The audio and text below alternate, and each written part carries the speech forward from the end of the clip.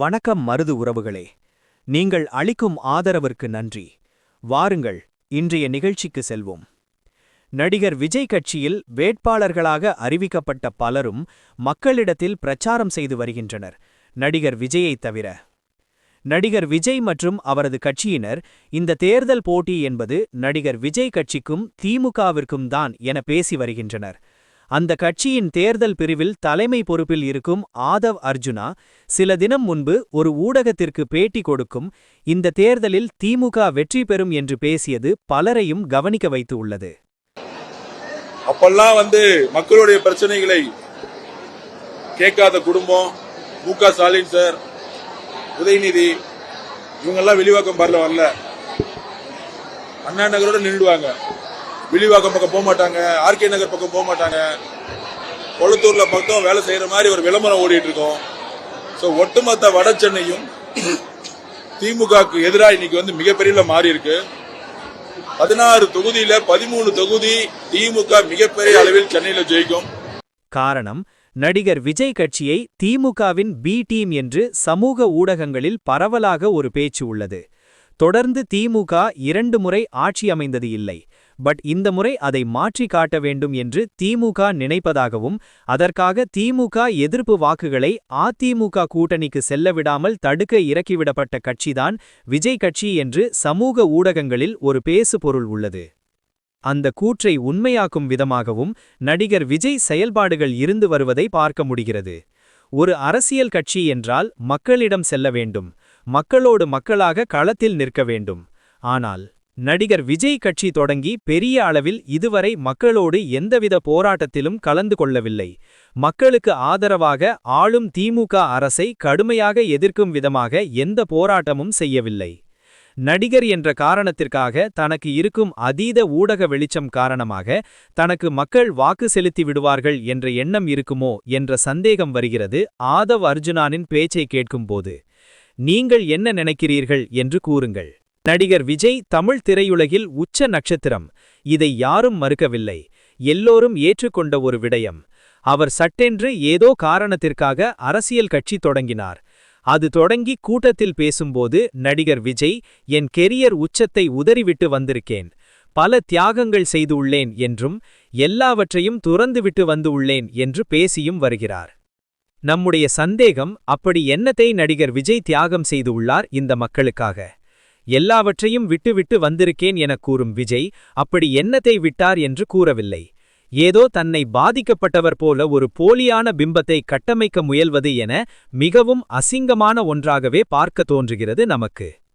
இவர் செல்வது விலை உயர்ந்த BMW வகை கார்களில், பயணிப்பதும் தனி விமானத்தில், பிரச்சாரம் செல்வதும் சொகுசு வேனில், இருப்பதும் ஆடம்பரமான பங்களாவில், இப்படி இன்னமும் கோடிகளில் புரளும் வாழ்க்கைதான் வாழ்கிறார் நடிகர் விஜய். அப்படி இருக்கையில் ஏதோ பாதிக்கப்பட்டவர் போல பேசுவது என்பது இவரின் சுத்த நான்சென்ஸாகவும் இரிட்டேட்டிங் செயலாகவும் பார்க்கப்படுகிறது பொதுமக்கள் மத்தியில். இது தொடர்பாக காணொளி ஒன்றை வெளியிட்ட நடிகை வினோதினி அவர்கள் பல கேள்விகள் எழுப்பியுள்ளார். அதில், யார் உங்களை அதையெல்லாம் விட்டுவிட்டு வர சொன்னது? ஒரு இடத்தில் உணவு அருந்த வேண்டும் என்றால் நாம் விருப்பப்பட்டுத்தான் செல்வோம். அதுபோல விருப்பமில்லாத ஒன்றை யாரும் செய்ய மாட்டார்கள். அப்படி உங்க சுய லாபத்திற்காக அரசியலுக்கு வந்துவிட்டு ஏதோ தியாகம் செய்தது போல பேசுவது சரியில்லை என்று கட்டாமான விமர்சனம் வைத்துள்ளார் நடிகர் விஜயை நோக்கி. அவர் பேசிய காணொளி உங்களுக்காக. அனைவருக்கும் வணக்கம். நான் ஒரு பெரிய ஆதங்கத்தோட தான் இந்த பதிவை போடுறேன். ஆனா நான் என்ன சொல்ல வரேன் அப்படிங்கிறதுக்கு முன்னாடி ஒரு சின்ன விஷயம். வரப்போற சட்டமன்ற தேர்தலில் நிற்கக்கூடிய அனைத்து கட்சி வேட்பாளர்களுக்கும் என்னுடைய நல்வாழ்த்துக்கள். மே தி பெஸ்ட் கேண்டிடேட் வின். என்னுடைய ஆதங்கம் என்ன அப்படின்னா, அரசியலுக்கு வர பல பேர் சொல்லக்கூடிய ஒரு விஷயம், நான் கெரியரோடைய பீக்கை விட்டுட்டு வந்தேன், நான் ஒரு அரசு பதவியை விட்டுட்டு வந்தேன். இன்னைக்கு கூட ஒருத்தர் பேசியிருக்காரு, நான் ஒரு பெரிய அரசு பதவியில இருந்தேன், நான் அதை விட்டுட்டு வந்தேன் அப்படின்னு. இது ஏன் ஒரு சாக்ரிஃபைஸா ப்ரொஜெக்ட் பண்றீங்க? உங்களை யார் விட்டுட்டு வர சொன்னா? ஏதாவது நிர்பந்தம் இருந்தா உங்களுக்கு விட்டுட்டு வரணும் அப்படின்னு? வாழ்க்கையில நம்ம ஒரு விஷயம் பண்றோம்னா பிடிச்சுதான் பண்றோம். ஒன்னா அதுல நமக்கு ஒரு விருப்பம் இருக்கும், இல்ல அதுல இருந்து ஒரு ஆதாயம் இருக்கும். அப்படி இல்லாத பட்சத்துல யாருமே எந்த ஒரு விஷயத்தையும் பண்ண மாட்டோம். அது சின்ன சின்ன விஷயமா கூட இருக்கலாம். ஒரு ஹோட்டல்ல போய் நம்ம சாப்பிடுறோம் அப்படின்னா கூட விருப்பப்பட்டு தான் பண்ணுவோம். அன்லஸ் நம்ம கழுத்துல யாராவது கத்தி வச்சு இது நீ செஞ்சே ஆகணும் அப்படின்னு நிர்பந்திக்காத வரைக்கும் கண்டிப்பா எந்த ஒரு விஷயமும் மனிதன் அப்படிங்கிறவன் விருப்பப்பட்டு தான் பண்ணுவான். அப்ப நீங்களே உங்களை ஏன் ஒரு தியாகியா ப்ரொஜெக்ட் பண்ணிக்கிறீங்க? அது ஒண்ணு. ரெண்டாவது, நான் ஒரு பெரிய வலியில இருக்கேன், அந்த வலியெல்லாம் நான் தாங்கிட்டு தான் இந்த வேலையை பண்றேன், எதுக்கு உங்களை யார் அப்படி வந்து கஷ்டப்படுத்தினா? அப்படி நீங்க வலியெல்லாம் தாண்டி பண்ணணும்னு அவசியமே கிடையாது. அப்படி என்ன வலி உங்களுக்கு? அது என்ன மன வலியா, உடல் வலியா, என்ன வலி? ஏன் நம்ம ஒரு விக்டிமா காமிச்சிட்டே இருக்கணும்? எல்லாரும் என்ன வந்து கட்டம் கட்டுறாங்க, எல்லாரும் என்ன வந்து முதுகுல குத்த ட்ரை பண்றாங்க. ஆக்சுவலி எல்லாருக்கும் வேற வேலையே இல்லையா? அப்படி பார்த்தா இந்த உலகத்துல, ஏன் உலகத்தெல்லாம் விடுங்க, இந்த நாட்டுல எவ்வளோ சிங்கிள் மதர்ஸ், சிங்கிள் பேரண்ட்ஸ், அனாதை குழந்தைகள், மாற்றுத்திறனாளிகள், எவ்வளோ பேரு என்னென்ன பெயின்லாம் தாண்டி அவங்க வந்து இன்ஸ்பைரிங் லைஃபை வந்து வாழ்ந்துட்டு இருக்காங்க. இதுல நமக்கு பொருளாதார சிக்கல் இல்ல, அடுத்த வேளை சோத்துக்கு பிரச்சனை இல்ல, நம்மளை நம்பி இத்தனை பேர் இருக்காங்க, நம்ம வந்து ஒரு விஷயத்துக்கு பண்றோம் அப்படின்னு வரும்போது இத்தனை பேர் நம்மளை சப்போர்ட் பண்றாங்க. இதெல்லாம் நம்ம பாசிட்டிவாக எடுத்துக்கணும். நீங்க ஒரு விஷயத்த பண்ணணும்னு நினைக்கும் போது உங்களால பண்ண முடியுது. இன்னைக்கு எத்தனை பேரால அந்த மாதிரி பண்ண முடியும்? அப்படி இருக்கும்போது why project yourself as a victim? எனக்கு புரியவே இல்லை நிஜமாவே. யார் வாழ்க்கையில தான் பிரச்சனை இல்ல, யாரோட ஜேர்னி தான் ஸ்மூத்தா இருக்கு. ஒன்னும் இல்ல, ஒரு இளநீர் இருக்கிறவங்க கிட்ட போய் நம்ம கேட்டா கூட, ஒரு பூ விற்கிற அம்மாட்ட போய் கேட்டோம்னா, ரோட்ல கடை போட்டிருக்காங்கன்னா எத்தனை இன்னல்கள் வந்து அவங்க ஃபேஸ் பண்ணுவாங்க அப்படிங்கறத உண்மையா அவங்க பேசுவாங்க. எத்தனையோ கிராமங்கள்ல, ஊர்கள்ல ஒடுக்கப்பட்ட சமூகத்தினர் எவ்வளவுலாம் அனுபவிக்கிறாங்க நமக்கு தெரியுமா? அந்த மக்களுக்கு பணிபுரியறதுக்காக, அந்த மக்களுக்கு ஒரு நல்லது பண்றதுக்காக நம்ம அரசியலுக்கு வந்திருக்கோம் அப்படின்னா கண்டிப்பா இந்த வார்த்தை உங்க வாயிலிருந்து வரவே வராது. நான் இதை விட்டுட்டு வந்தேன், அதை விட்டுட்டு வந்தேன், உங்களை யாருமே வந்து நிர்பந்தப்படுத்தல, வரணும்னு யாரும் வந்து அழல. இப்ப நீங்க வந்துட்டீங்க, வந்ததை நாங்கெல்லாம் வரவேற்கிறோம். வந்ததுக்கு அப்புறம் மக்களுக்கு என்ன பண்ணணும் அப்படிங்கறத மட்டுமே பார்த்தா பெட்டரா இருக்கும் அப்படின்னு தோணுது. ஏன்னா திரும்பி இந்த நான் என்னமோ இதை விட்டுட்டு வந்துட்டேன், நான் தியாகம் பண்ணிட்டேன், நான் சாக்ரிஃபைஸ் பண்ணிட்டேன் அப்படின்னு சொல்றது it is highly boring to watch. அந்த காலத்துல ஆங்கிலேயரை எதிர்த்த சுதந்திர போராட்ட வீரர்கள்லாம் இந்த மாதிரி யோசிச்சிருந்தாங்கன்னா இன்னைக்கு நம்ம இப்படி உட்காந்து பேசிட்டு இருக்க முடியுமா? சோ நீங்க அரசியலுக்கு வந்தது உங்களுடைய விருப்பம், மக்களுக்கு சேவை புரியணும் அப்படிங்கறது உங்களுடைய ஆத்ம திருப்திக்காக வரீங்க. அது மட்டும் இல்லாம இதுல ஒரு ஆதாயமும் இருக்கு. இதன் மூலமா உங்களுக்கு பதவி, புகழ் எல்லாமே கிடைக்கிறதுக்கான பாசிபிலிட்டி இருக்கு. இதெல்லாம் ஒரு பேக்கேஜா பார்த்துதான் நீங்க வந்திருக்கீங்களே தவிர, நீங்க வந்து ஒரு பெரிய உங்க வாழ்க்கைய வந்து ரத்தமா பிழிஞ்செல்லாம் நீங்க யாரும் இங்க வரல. தயவு செஞ்சு அந்த நெரேட்டிவ மாத்துங்க. ஒருத்தர்னு கிடையாது, 2 பேர்னு கிடையாது, யாரு சொன்னாலும் இந்த நெரேட்டிவ் தப்பு தான். உனக்கும் கீழே உள்ளவன் கோடி, நினைத்து பார்த்து நிம்மதி நாடு அப்படிங்கறது நிம்மதிக்கு மட்டும் கிடையாது. உனக்கும் கீழே ஒவ்வொரு ஆப்பர்ச்சுனிட்டி உனக்கு வாய்க்கும் போது அந்த ஆப்பர்ச்சுனிட்டி கூட இல்லாத எத்தனையோ மக்கள் இந்த உலகத்துல இருக்காங்க, இந்த நாட்டுல இருக்காங்க அப்படிங்கறத பார்த்தோம்னா நம்மளோட சிச்சுவேஷனை பார்த்து நம்ம இவ்வளவு பரிதாபப்பட மாட்டோம், பாவப்பட மாட்டோம். நமக்கே நம்ம வந்து விக்டிமா ஃபீல் பண்ணி நம்ம வந்து எல்லா நேரமும் இந்த மாதிரி தாழ்த்தி பேசிட்டே இருக்க மாட்டோம். So you are not a victim. Please don't victimise your self. எந்த வலி, எந்த பெயின் ஏதாவது இருந்தானா பிசியோதெரபிஸ்ட போங்க, கண்டிப்பா சரி பண்ணி கொடுப்பாங்க.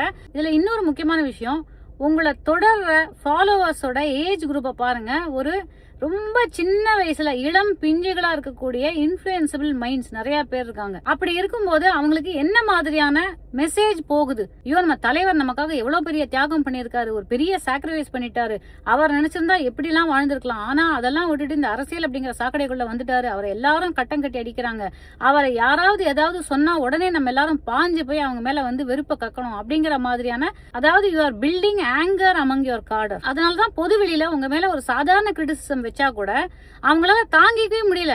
They are retaliating to the point of destroying their own careers and their own peace of mind. So இந்த மாதிரி இந்த ஃபாலோவர்ஸை தலைவனுக்கு எப்பவுமே ஒரு பிரச்சனை இருந்துட்டே இருக்கு அப்படின்னு உசுப்பேத்தி விடும்போது அவங்க அவங்களுடைய கெரியரை சம்டைம்ஸ் டிஸ்ட்ராய் பண்ணிக்கிற அளவுக்கு சில வேலைகளை பண்ணிடுவாங்க. அது ஒரு கல்டிஷ் பிஹேவியரா மாறறதுக்கான எல்லா வாய்ப்புகளும் இருக்கு. இங்க யாருமே விமர்சனத்துக்கு அப்பாற்பட்டு கிடையாது. அரசியல்ங்கிறது ஒரு எந்த அளவுக்கு ஒரு புனிதமோ அந்த அளவுக்கு சாக்கடை தான். யாருமே அதை இல்லைன்னு சொல்லல. அரசியல் அப்படின்னு வந்துட்டோம்னா நிறைய சேலஞ்சஸ் இருக்குதான் செய்யும். உங்களை எதிர்த்து நிறைய நரேட்டிவ் செட் பண்ணதான் படும். ஆனா அதெல்லாம் நீங்க எதிர்கொள்ளணுமே தவிர இந்த மாதிரி எல்லா நேரமும் உட்கார்ந்து ஓன்னு ஒப்பாரி வச்சு அழுதுட்டு இருந்தா ரொம்பவே போரிங்கா இருக்கு பாக்குறதுக்கு. அரசியல் களத்தை பாசிட்டிவா எதிர்நோக்கும். எல்லாருமே இங்க மக்களுக்கான நல்லது புரியறதுக்கு தான் வந்திருக்காங்க. So let us work positively. Thank you so much. நடிகை வினோதினி பேசியதில் என்ன தவறு இருக்கிறது? நடிகர் விஜயை நோக்கி யார் கேள்வி எழுப்பினாலும் அவர்களை நடிகர் விஜயின் ஆதரவாளர்கள் பிராண்டி வைக்கின்றனர். கேள்வி கேட்பவரின் குடும்பத்தில் உள்ள ஆண், பெண் என அனைவரையும் அசிங்கமாக பேசுவதை நம்மால் இணையத்தில் பார்க்க முடிகிறது.